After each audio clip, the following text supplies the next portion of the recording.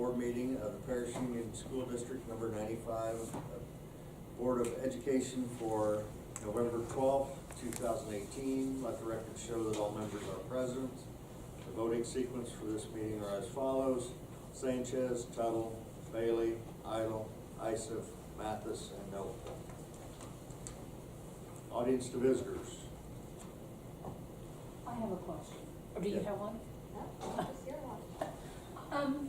I've noticed a lot of changes in your cafeterias, and I was wondering how those are working out for you. So that was actually part of my informational items tonight. Okay, well, I'll be quiet then. No, I'm very happy that you asked. I'll answer that now. Because I saw I guess there was I was at Mayo and there was a huge line for the, whatever it is. Slushies. For the slush machine. Yeah. So some of the things that I'm very proud of is we've asked for student input within each of the buildings, Memorial, Wentz, and Mayo. We've asked students for input. At Wentz and at Mayo, we have slushy machines for kids that are all natural. It meets the USDA guidelines, and so they have that opportunity. We gave them free samples, and then they can come up and get extra. We also increased our alternative lunches so kids can get PB&J extras, and they are big old sandwiches. They're not they're bigger on Uncrustables than you can get at the store, so the kids really like it. You can get a bag of chips, and that would be extras. The teachers have a salad bar a couple days a week, so they're really enjoying that. They pay for it. I'm trying to think of what else. Our lunch participation, because I also am in charge up here at the high school. The high school lunch participation is up 9% at the breakfast level, 37% at the lunch level. Or no, I apologize, that's wrong. High school lunch is up 9%. High school breakfast is up 37%. I had those backwards. At the K-8 level, breakfast is up 16% and lunch is held steady. We've always had, I think, a pretty decent lunch participation rate K-8. So I'm happy that our participation rates are up. And so I think the kids really like it. There are certainly things that we could do better within our lunch programs, and we're going to continue to keep working on them. But it makes me happy that our rates are up and our kids are enjoying it. Teachers are enjoying the salad bar. Some of the other neat things that we did was this has happened at Mayo already. We'll be doing it at the other two. We actually had an opportunity where we just had an open, healthy food bar. So kids could try vegetables and fruits, and it was completely free. Just come up and try different vegetables and fruits, just so kids could feel like they could try something different. And so that went really well over at Mayo Middle School. We'll be doing that at the elementaries. We're not going to do it during the lunch hours at the elementaries, and the reason why is because we feel like elementary kids take a little bit longer to eat already, so giving them more food at that time makes it a little bit more challenging, especially your K2 friends. And so we talked about instead doing it as a snack time, and then we can give teachers a break. So for Mrs. Carroll, for example, November 19th, I will be going in with maintenance. We will be working with the kids in the afternoon, just giving all the teachers a break, giving the kids a healthy snack, and make our teachers happy, give a healthy treat to our kids. It's just something different. We're a great school district. So I'm actually happy you answered that, or asked that question, Nancy. I'm pretty proud of my food certification. Nancy, there's a new chef in town. Yeah, so one of the things I know when you had your community meeting and you were making goals was there was a concern about kids getting enough to eat, certain kids getting it. Yeah. So that's what the PB&J and chips, do they pay extra for that? They pay extra for it, and we have kids that are hungry, we give it to them. Okay. Even though the state will tell us not to, I'll tell you I do it. Okay, so then the other question I have, and I've had this asked to me, if somebody is behind on their money, do they still get a lunch? Kids still get to eat, yeah. Okay. We don't let anyone go hungry. Are you seeing less waste in school than ever? I couldn't tell you that, to be honest. The principals would probably know better than I would. Is it about the same, or would you know? I can tell you we've changed our menus up, it seems like this year with a new wholesale provider. And so there's different options, and I know we walk through as the kids are eating and you see more and more being consumed by our students. Mr. Shea probably couldn't give you a comparison from the prior year in Mr. Don's building. I can tell you see- they barely eat because they're so I see the little. entree, Yeah. and we talked with the kids about what they wanted to eat. Of course, they didn't want vegetables at all. Did you have someone in your building that wanted lobster? Did you have a kid? Someone had a kid. Was it at when? No, it wasn't at one. One of the kids said they wanted lobster. That's what the cooks told me. But, the vegetable seems to have fresh. Yeah. So the new wholesale provider, is that the company from Peoria or? They're out of Quincy. Cole. And so they have different, can you tell me a little bit about that? They have, it's They not just have frozen, different- dump and fry, right? They just have different options. Okay. All right, To I'll say put that 4 to years question. ago, when I decided to run, this was one of the things that, I talked about. Yeah. So I'd like to see things Good. happening. I just think it's something fun for our schools, healthy options. Change never hurt anybody. Yeah.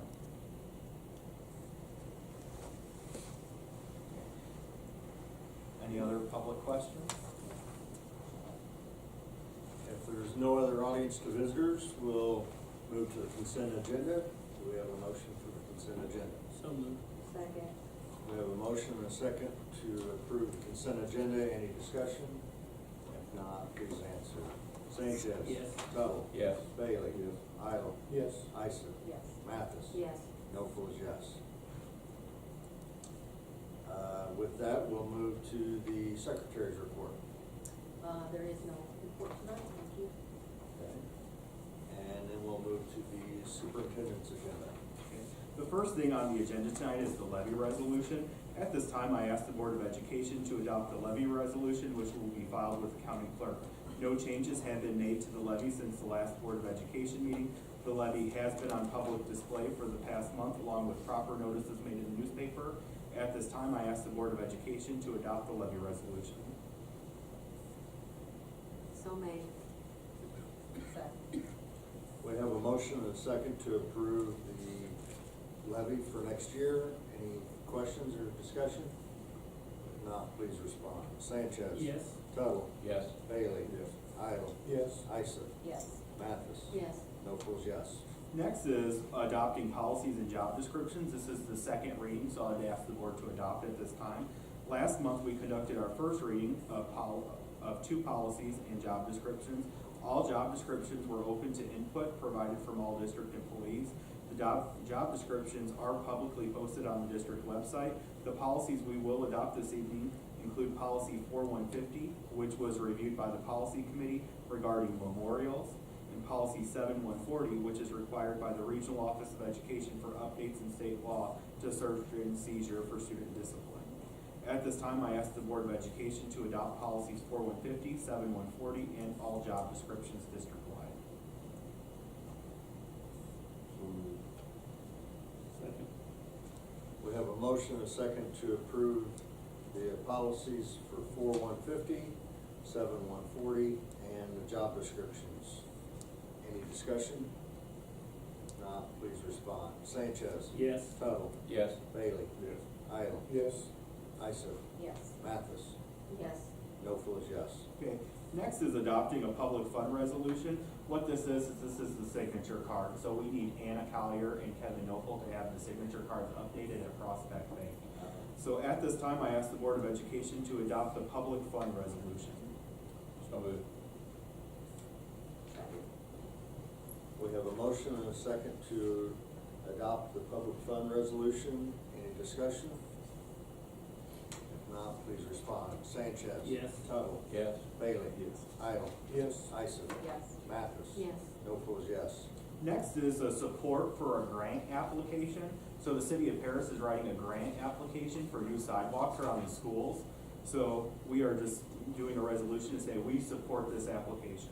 At this time, I ask the Board of Education to adopt the resolution of support for the SRTS infrastructure application. So moved. Second. We have a motion and a second to approve the resolution of support for the SRTS infrastructure application. Any discussion? If not, please respond. Sanchez. Yes. Tuttle. Yes. Bailey. Yes. Idle. Yes. Ister. Yes. Mathis. Yes. No fools, yes. Okay, next is a transportation bid. I want to be very clear on this, Nancy, to make sure that I'm articulating this properly. I am going to recommend to the Board of Education to reject all transportation bids. What I mean by this is Crestwood and Paris 95 put out a public bid together stating if we could have our transportation together. We had two people who bid, MSB and Laidlaw. Crestwood and Paris 95 looked at that. We decided that we could get a better rate after speaking with MSB. So what we are doing is we are rejecting, or I am recommending to the board, and they'll make that decision. I'm recommending to reject all transportation bids. That does not mean that we're not going to work with MSB. It means we're rejecting the bid specifications and the bid that was made public. Does that make sense? Okay. So I just want to make clear, it doesn't come off like I'm saying we're not working with MSB. I'm saying we are rejecting the bid specifications and the bids that were made on those specifications jointly together. So at this time, I ask the Board of Education to reject all transportation bids that were aligned with the bid specifications made public that were jointly with Crestwood. So moved.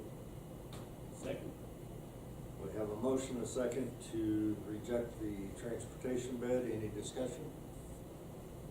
If not, please respond. Sanchez. Yes. Tuttle. Yes. Bailey. Yes. Idle. Yes. Ister. Yes. Mathis. Yes. No fours, yes. Okay, next is employment. Mrs. Carroll has a Title I paraprofessional opening in her building, so she is recommending Kayla Johnson. Enclosed is her letter of application. At this time, I ask the Board of Education to employ Kayla Johnson as a Title I paraprofessional aide at Carolyn Wentz Elementary. So moved. Sorry. We have a motion and a second to approve Kayla Johnson as a Title I paraprofessional. Any discussion? If not, please Is she respond. taking somebody's place, or is this a new position? So she is going to be taking Amanda Bell's position. Amanda Bell is sliding over right now, and I'm not recommending her for employment because she's not fully certified yet. So Amanda Bell would slide into a preschool position. Amanda Bell would slide into Erica Hollis's position. Erica Hollis is sliding into the parent educator. So I'm gonna just backtrack to make sure because this is a lot of employment. We were given a full-day preschool grant application, or grant. Part of that requires you to have a full-time instructional coach and a full-time parent educator. We have went a quarter of the year without that. We had recommended as a board and approved Erica Hollis as a board back in probably April or May of last year. We kept Erica Hollis in the classroom for the first quarter just because we wanted to make sure everything was going with the grant because it was last minute.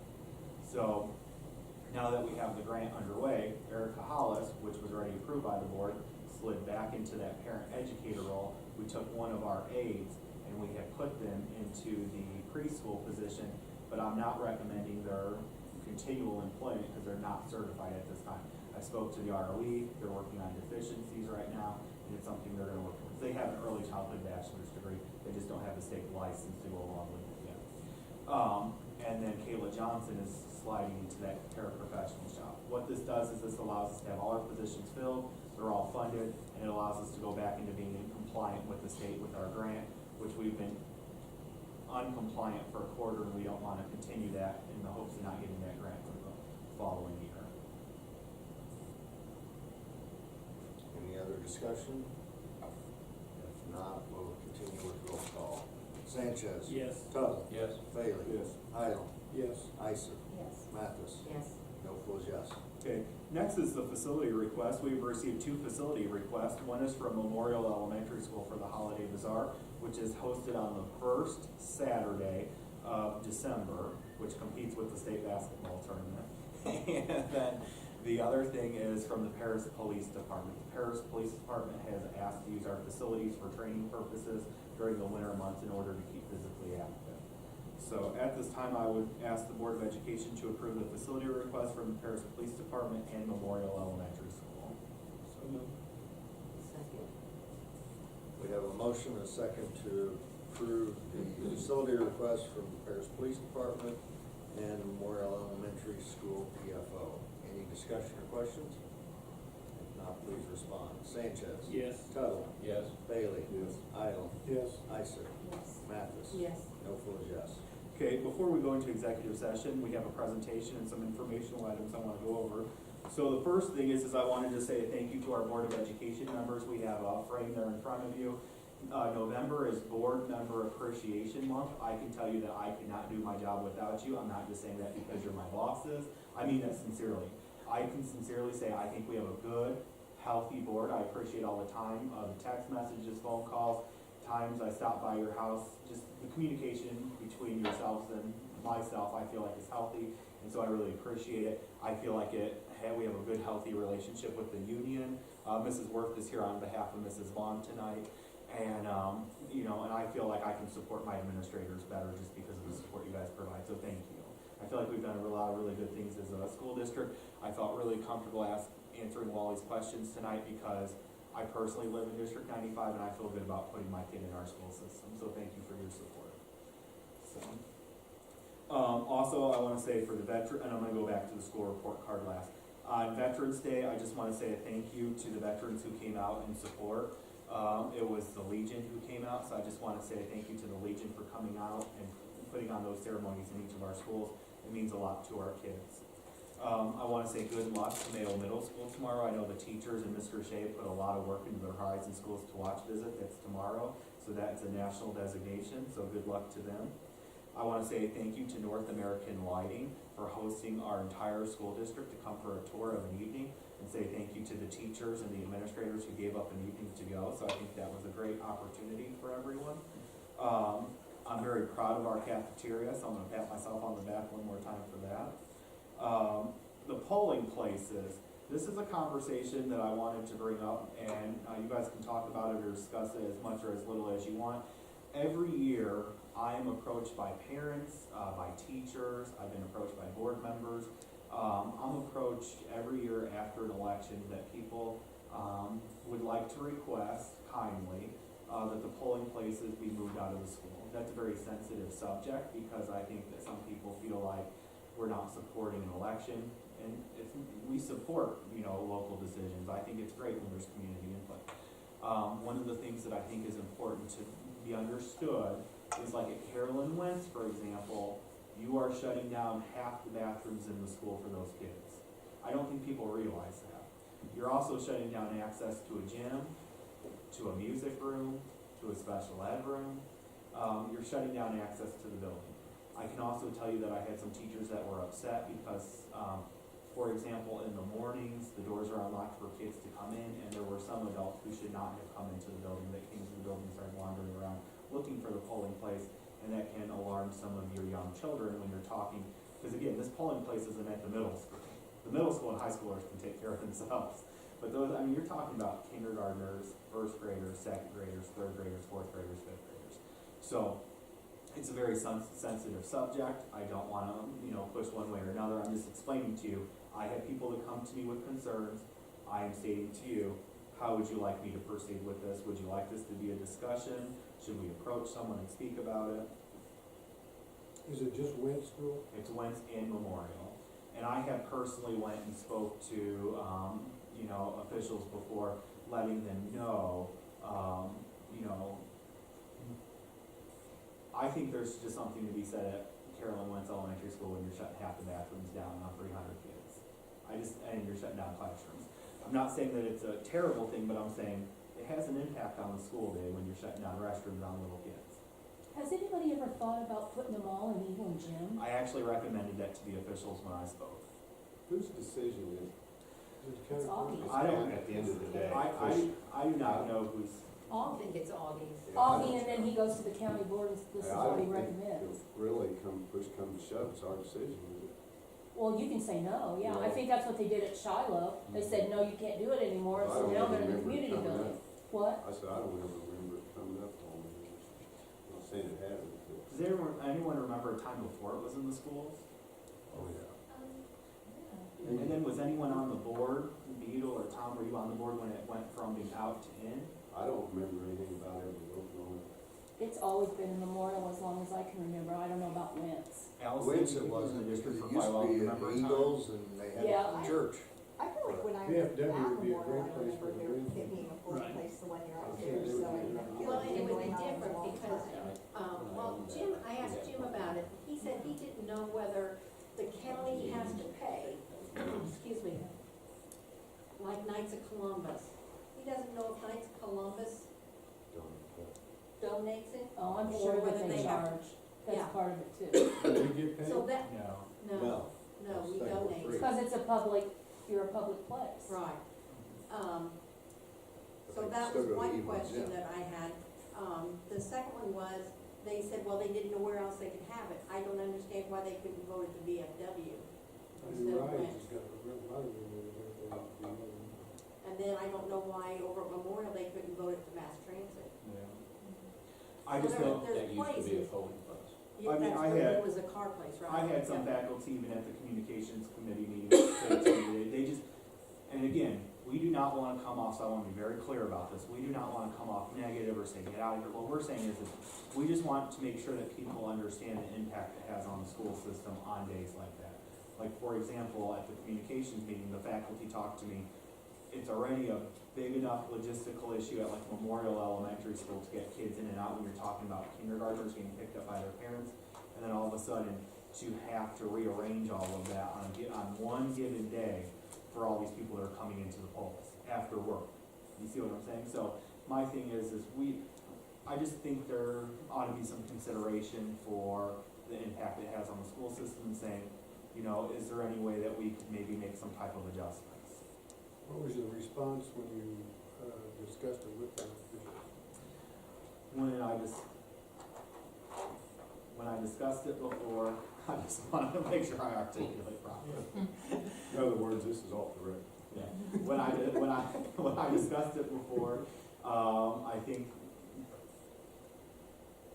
think that they just thought there might be a lot of logistics and things that they'd have to work up the line, because I don't think it's just an easy decision to move things. That's as nicely as I'm gonna put that. So, And then we also have to consider all these people coming into the schools. yeah. Okay, And can we make it a school holiday? Yeah. We just So- don't have safety. So what I'm asking is, I'm not asking the board to, take a vote on this tonight, because it's not on the agenda. My question is, do you support me in having further conversations with the county as to looking at different opportunities to promote that local community, you know, decision input, but also at the same time not hinder the educational operations of our school system? Do you guys support me heading further in that conversation? Yes. Okay. So, the last thing we have is our school report card. Annually, we update the board on our school report card. We are not gonna do a PowerPoint up here, but we are going to have it on paper. And we're just gonna follow through our paper. We are not gonna do a long, lengthy meeting with you, on this. And so, you can see that we have the district and school report card. I'm gonna have Mr. Shea start off on that first slide and present. One of the things I want you guys to know is that for the first time ever, school districts were given a designation. And so that designation is, there are 4 different levels. Those 4 different levels that you can get designated are, number 1, exemplary, 2, commendable, 3, underperforming, 4, lowest performing. We have 5 schools within our system. A lot of people always forget about Creative Center. Creative Center is an actual school, has its own RCTDS code. It does not get a level. It gave no designation. The second one's Memorial Elementary School. Memorial Elementary School got commendable. That means that there are no underperforming subgroups. When I say subgroups, I'm talking low income and special ed at Memorial. You might ask, how do they get that data if they don't test at Memorial? They backtrack it from 3rd grade back, okay? At Carolyn Wentz, they got commendable. That means they had no underperforming subgroups. Mayo Middle School got exemplary. That means they are in the top 10% of all performing schools in the state of Illinois. And then you had Paris High School, which got commendable, which means it has no underperforming subgroups. I can tell you that for us to get any or all of those designations is a complete compliment to our school system. So I'm gonna let Mr. Shea, and they're gonna stand up and come up here and talk through their slides. And so they each have a couple slides they're gonna talk to, and they're gonna make it really brief, okay? And if the board members have questions, they'll ask. Yeah. Okay, on slide 2, I think the first couple slides here, these are all district numbers, and then we'll break them down by Mayo and Wentz, because those are the 2 schools that are tested and Memorial is not. So the first The second slide there is our ELA numbers. And as you can take a look, as a district, we are 49% at meets or exceeds, and the state average is 37%. So we're 12% higher than the state average in ELA. That's English language arts. You turn to the next slide, and it's mathematics. At a district level, we meet or exceed at 32%. The state average is also 32%, so we're right where we need to be with math. Okay, and then we'll go ahead and look at the schools specifically. So on the scatter plot that you have there for Mayo, for ELA, the little triangle is where we're at. So on the bottom there, it is the percentage number of low income. So as the farther right you get, the higher the number of low income. And then on the side there, from bottom to top, it's the level that you met or exceeded at. So if you take a look at where our triangle is, in the entire state, there's nobody that has as high as income as we do that succeeds higher than we do. So does that make you number one? Well, as far as... Or number one? Well, so what he's saying is at our poverty rate or greater, not one school district scored higher than us. Below our poverty rate, so there are school districts with less poverty who did score higher, but not many. And not much. No, not much if you look to the left. And then also, our ELA scores at Mayo Middle School were the highest in the region, in the ROE. How many middle schools or junior highs are there in the region? Do you know that? Well, I can tell you Mayo Middle School had the highest ELA scores out of every school, elementary, middle school, and high school. In fact, the next school to even touch our ELA scores would have had to jump up by 16%. We know how to read and write. Okay, so if you move to math, again, right where we want to be. There are a couple schools that are meeting or exceeding higher than we are that do have a higher poverty rate, but not many. And again, that's above the state average on where that triangle is in math. Okay, if you move on to the next page and take a look at WINTS. WINTS's ELA scores are right in the middle, right where they should be, with that scatter plot.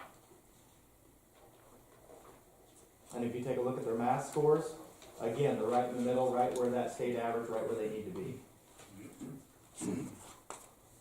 And then the last slide that I'm going to speak on is the Illinois Science Assessment. So this assessment is taken with 5th and 8th graders. And the state average is 51%, and we are at 65% for a district.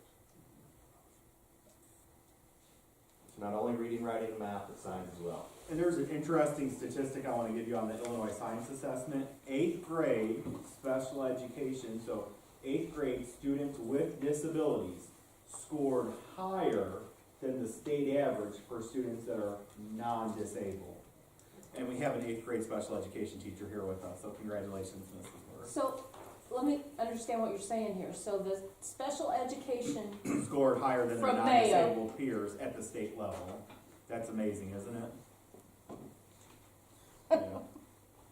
Not in the science department, but they're working hard. Oh, she's working right there with them. Okay, next is Mr. Don. Okay, so then we take a look at our achievement gap, and you see that that is between our non-low income students and our low income students. The state has a 30% achievement gap. We are at 20 for ELA, so that means our achievement gap between our non-low income and our low income is at 20%, state's at 30. In math, we're at 17. So, we talked about, I will talk about our low income numbers and our special ed numbers, and we are closing or keeping that gap as tight as we can compared to where the state level is. So when you look at that next slide, you're going to see that our low income number is 59.8% for the district. So 59.8% of our students are considered at the low income level, and yet we are still keeping that achievement gap between those two groups as close together as possible. Our special education, our students with an IEP is at 22%. That's down from 30% who are on IEPs, and that is very much about our MTSS and RTI programs and trying to get our students as much help as we can before we get into that referral process for special education. Has it gone down from last year? Yes. Yes, so that's a number we continually look at and try to get that as low as we can without not offering service to students. Our student to adult ratio, this number is kind of alarming on the left, but we know as a district we try to keep our resources in check so that we can go to our taxpayers and tell them, you know, we are good stewards with their money. But if you look at our district per pupil to administration ratio, that's 326 to 1. The state is 181 to 1. And our pupil to teacher ratio is 18 to 1. Now that number takes into account every certified staff member in the building. So that includes like your speech pathologist, your music teacher, your PE teacher, all those. And the state number is 19. So we are below state average. And you know that those classroom numbers are numbers that we look at quite closely all the time and monitor. When you get to our finances, we're a tier 1 district, so we are one of the most needy districts. We are at 56% financial capacity. If you look, we receive $8 million there, and the adequacy target is $15 million. So we are coming in. We are receiving well below what we should to do the jobs that we do. And so there again, if you go back to that, keeping those gaps between low income and non-low income students, you can see that we're doing a considerable amount of good with a considerable less amount of money that we should be getting. So, Does that include local or is that only local? That's state. That's State state. dollars based on what we get. One of the things that I think is an interesting fact, so the state says that we're not adequately funded based off the needs of our kids. That's what we're only 56% funded based off of what we actually need to do the job right for our kids. What I will say to that is I think an interesting statistic I like to give my principals or my teachers is let's throw that number out the door, because that's like the dream. That's what you hope for. Let's just throw that out the door. Let's say if I was just spending state average. If we were spending state average, what everyone else is spending at this time, not the dream, just on average, you would have about $900,000 more per a building annually. Now you think about all the resources I could pump into Memorial, Wentz, or Mayo. If I said, tomorrow you got $900,000 extra for the next year, what staff do you want to do? What interventions are you going to provide kids? What supports are you going to give before or after school? It'd make a world of difference. What we're saying is we are, we're working hard for our taxpayers. So. and our statistics show that our kids are benefiting, even though we aren't as funded as we should be. Because if you look at that next slide, these are all our achievements district-wide. So we have 3 USDA bronze schools. We have 3 schools that are platinum level at PBIS, our behavior recognition. That's the top level. That's a big deal when you're talking about the population and the lack of funding that we have. Our creative center is a golden circle of excellence, and that is from the compliance check visits that we do. I believe that's now every 5 years because of that golden circle award. We're an Illinois Empower district. National charter schools for promising practices. Mr. Larson talked about the Horizon schools to National watch. character. What did I say? Charter? Charter. Character. Heavy Sorry. nervous. We're not charter school. National Character School. The Edgar County Art Show, Best of Show, the IESA Scholar Attitude Nominee winner. 2 years. We have the IESA Organizational Band, first place there. The Good Sportsmanship Award. We despite have, having Mick Roberts on staff. we have hosted regional, sectional, and state tournaments. Quoting, Yeah. We have 30 student activities between 5th through 8th grade, and over 16,000 hours of community service for the past 4 years. We're tired. So our students are able to compete and perform with the rest of the region and the rest of the state. So we do a lot of good with our students. Thank you, Mr. Don. Can I go back and ask a question? Yep. That ratio student to adults page, Uh-huh. the pupil, that's pupil to administrators, Yep. okay?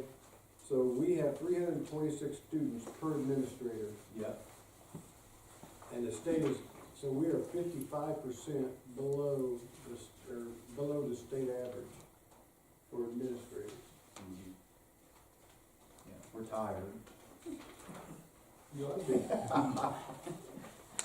You know, one thing that I take a lot of pride in is we as administrators, and I work them hard, I do, we have high expectations. Like, I take a lot of pride in, like, I know it sounds corny, but like that food sanitation training, or the food service training, or I went and got my weed spraying license this summer, and I'm working on my bug spraying license. Once I pass that bug spraying test, we're gonna save $8,000 a year, you know? And it's like, just little things like that you can just take on and work on as a district. And you know, like, we run Title I programs in our schools. A larger school districts have Title I administrators or someone who's in charge of the Title I program, and it's just not like that. And so, I'm really proud of our administrators. I'm proud of our teachers and what we do.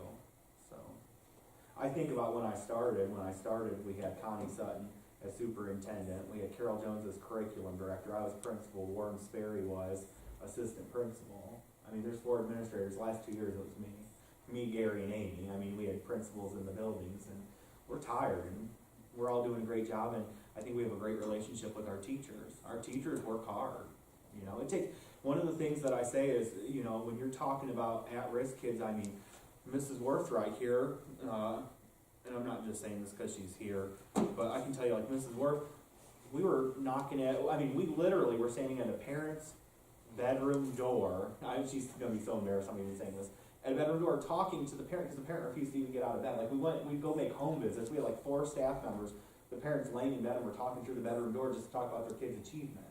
You know, Carol Jones got attacked by a dog this weekend, making home visits. Like, we're knocking doors, you know, and so we go the extra mile, and I'm proud of our achievement. I'm proud of the work we do, and you couldn't work us hard enough. We're excited to work for our community. Well, obviously, it's having an effect. You know? I mean, Well, our numbers are showing that we're increasing and our grades are going up and everything, so that's testament to you guys, all of our teachers, our administrators in general. And our strong board of education that supports us in doing it. Because they get people who call and complain when we're doing it. no, not in Paris. Yeah. Well, I want to say too about that number just briefly, because I know I'm on a time limit.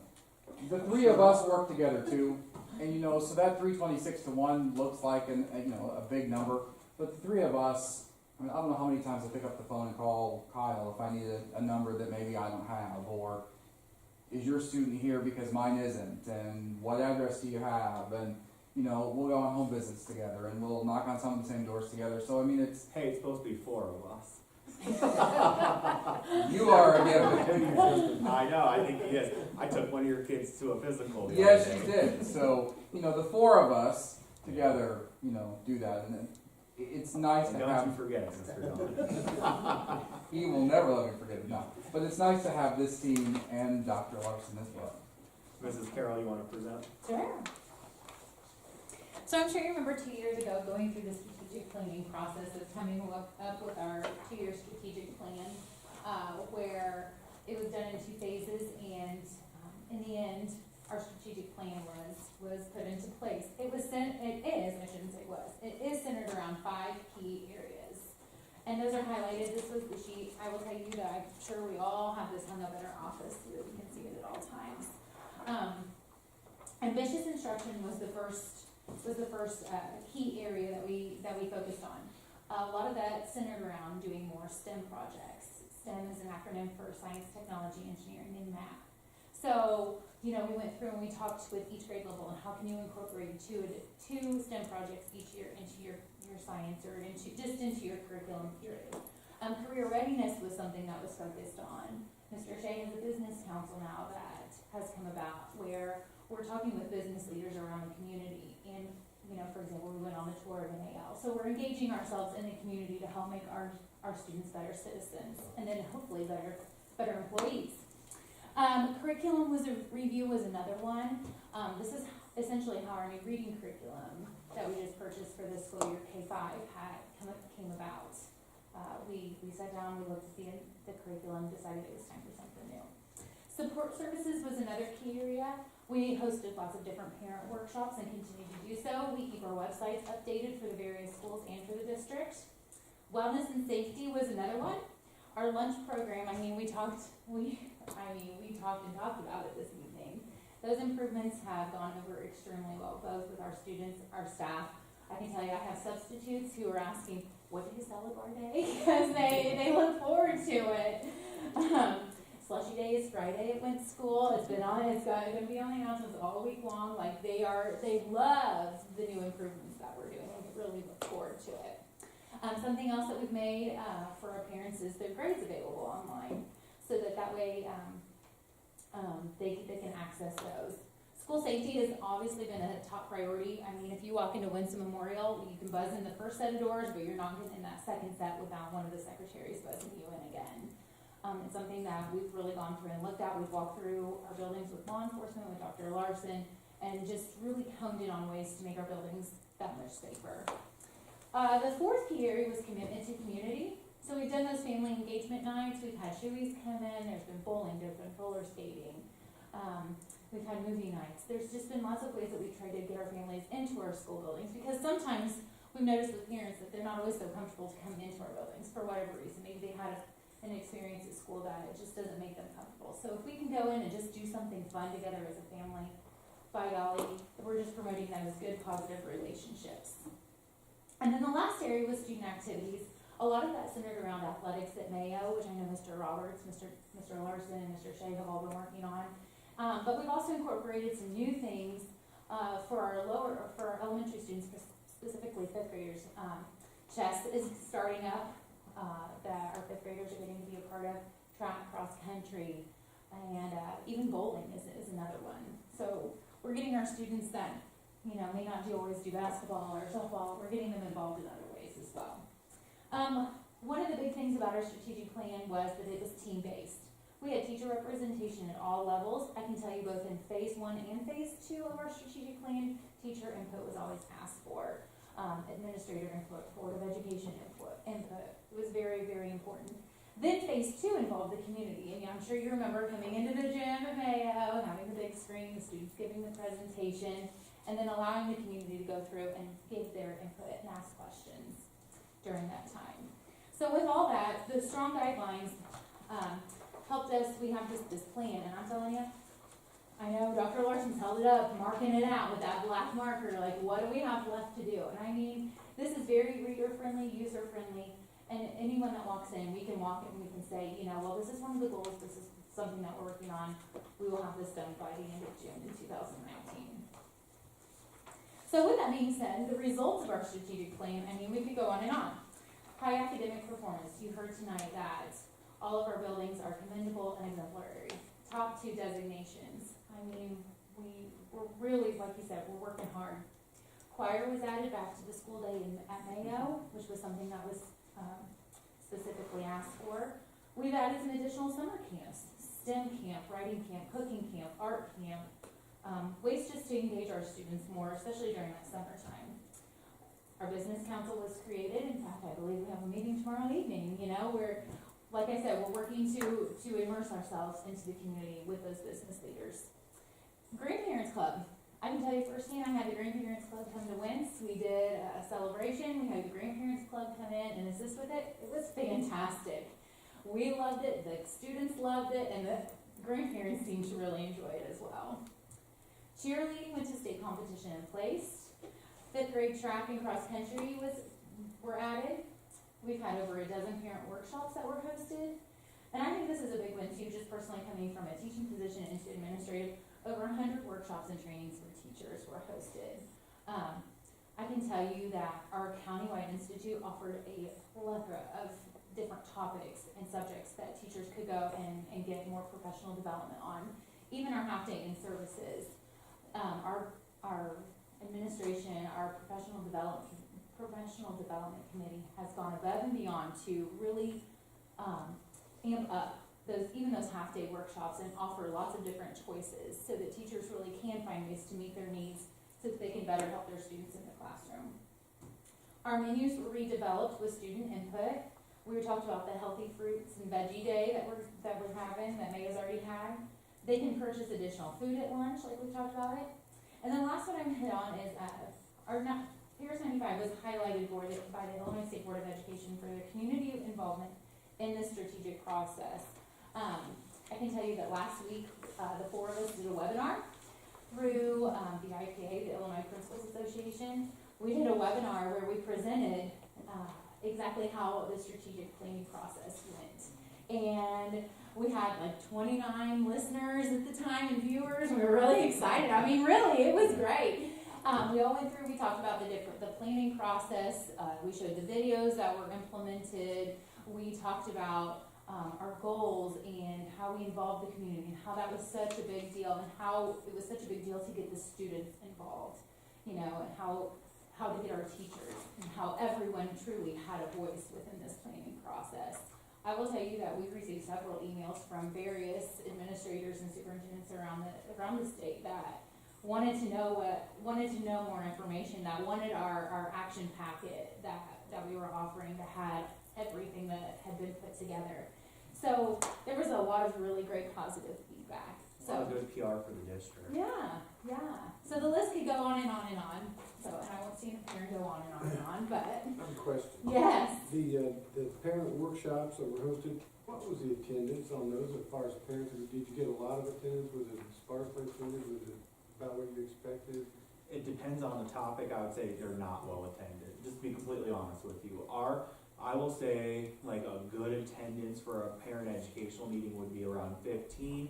I can tell you that usually they're around 5 to 10. I can tell you that if you do something that is outside the school, more show up. If you do something outside the school that is not education related, you'll have a ton show up. And so like, so I'm just gonna give you a quick example. Like, I thought we did a really great thing where we had like a reading night where one was like read and learn sign language at the same time, and one was like read and learn like French. And we thought these are like nice little things you could do for like with your kids. Nobody wanted to show up for them. You tell them show up at the bowling alley and we're gonna play some rock and roll, and they all show up. and there's nothing wrong with that, because what I think is I want parents to feel comfortable around me. I want them to feel comfortable around our teachers. I want them to feel comfortable around our principals. And if going bowling or roller skating or whatever the activity is, and they just see us and feel comfortable enough to speak to us, when something important happens, they will talk to us. And so I consider that a win. I will tell you that the parents that are interested in those types of things are a small group. And what I mean those things is like the little reading nights and things like that. But I think they appreciate it. So. The last slide on here is just our upcoming plan. So we will be doing a new strategic planning process, January through May. It's going to be multi-year again, is what I'll recommend to the board. Ultimately, the board always has that direction and oversight. I would recommend doing anywhere from 2 to 3 years, so that would be a conversation we'd want to have. We will definitely seek community input, and we will definitely want to invite students and teachers to be part of the process. Again, I don't know if you guys remember, but 2 years ago we actually had students at the school of an evening feeding them pizza, and they called every single parent in the district asking them to come. And so we will definitely get our kids involved in that process again. So that ends our presentation. I do ask the board to go into executive session. But before you go into that, Yeah.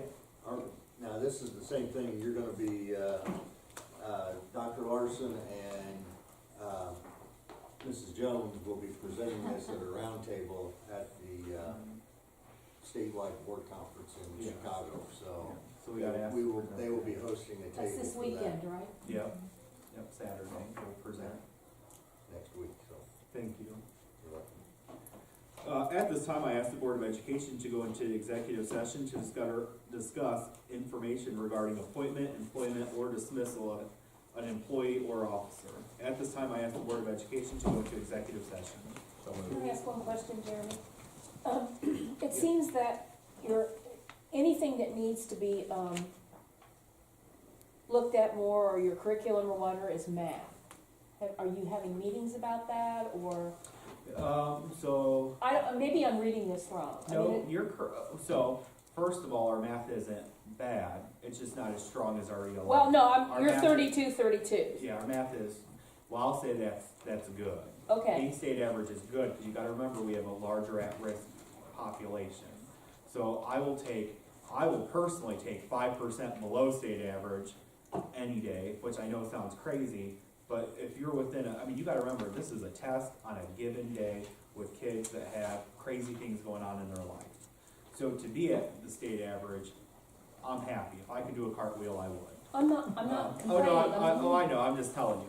What I will say is I agree with you that I would like to increase our math scores as high as they are with the ELA scores, and that's something that we just recently talked about at a curriculum committee and talked about piloting a new math series.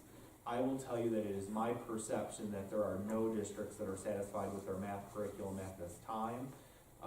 And I will also say that if you go back and look at those scatter plots of ELA versus math, you will notice overall the math is lower than the ELA in all districts for a majority of them. So, Okay, that's all. we're gonna go into executive session at this time. We have a motion. Okay, so we're out of executive session.